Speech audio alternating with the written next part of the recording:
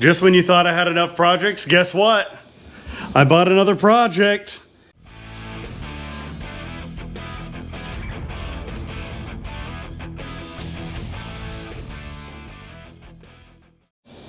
Check it out, guys. This is my new to me 2012 Scion IQ. You're probably wondering to yourself, why the heck did he get another project? Well, this was a limited time deal, unfortunately. I had to buy it or it was gonna go straight to the salvage yard. And I actually bought it for salvage yard prices. The guy I bought it from, he was like, I'm gonna send it to the salvage yard or you can pay me what they want. And I was like, well, sure, what do they want? And they said, $1,000. And I was like, holy crap, dude, I'm buying that. So, you know, it does need a little TLC. As you can see, the paint is no good. So that's gonna need to be addressed. No paint on the roof at all. Starting to rust a little. Paint's coming off the door, paint's coming off the quarter panel. Over here on this side, there's pretty much no paint at all on the quarter panel. So that's cool. Oh, hello, kitty.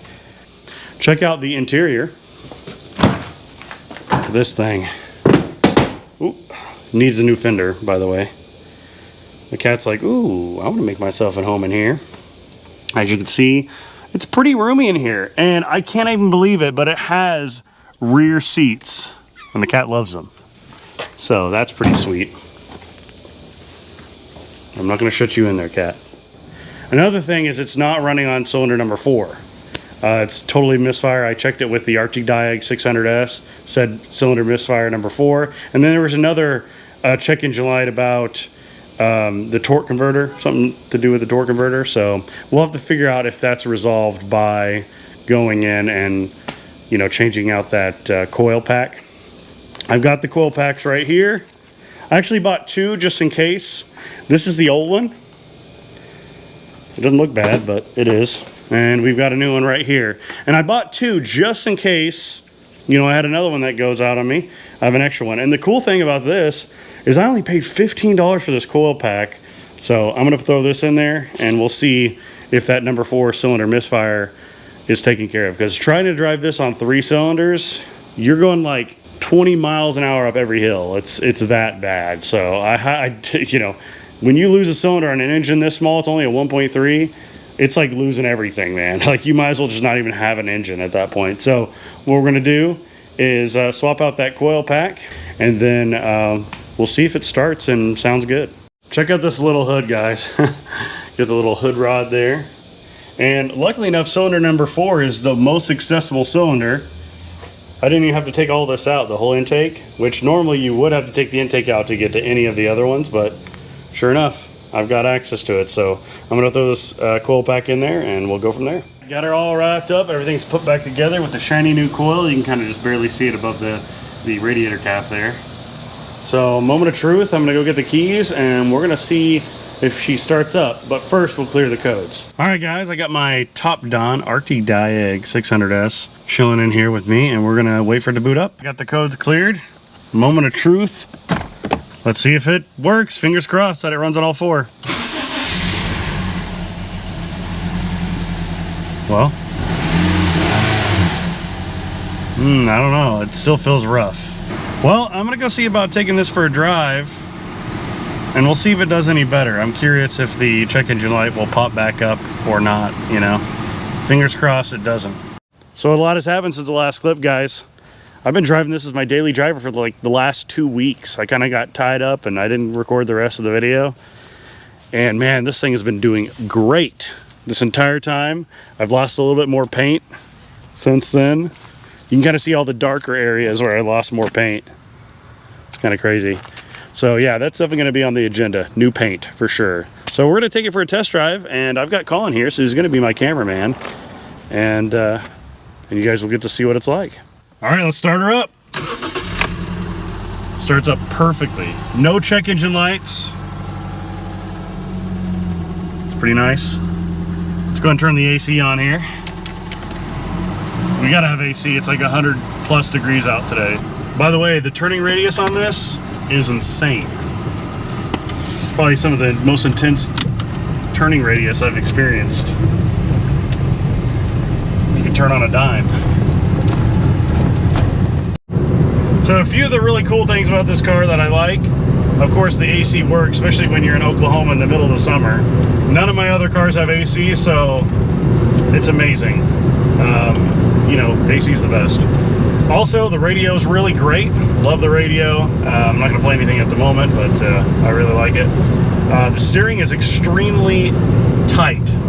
Like, there's literally zero play in the steering. It's very, very easy to do. And it's very simple. Like, you can turn it with, like, a pinky. It's not like the 90s cars where there's a dead zone in the middle. There's no dead zone. And when you're on the highway, it's actually a little scary. Like, because it's so, you have to, like, adjust constantly so you don't run off the side of the road. So it's a little squirrely on the highway experience, but it's doable. One other thing is the dash is like super deep. You can put like a bookshelf on there, you know? A toddler. A toddler, Maybe yeah. two. Yeah, for real. And the texture on it's pretty cool, but the downside of that is there's a lot of dust, unfortunately. It's like a valve cover wrinkle paint almost. Yeah, it's kind of neat.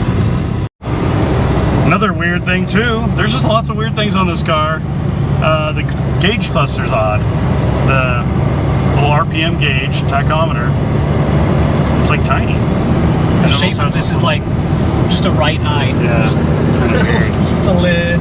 Yeah. Also, the little screen is kind of tiny, but I do like it. It's very informative. It tells you the temperature. It says it's 103 degrees outside, which I believe. It's accurate.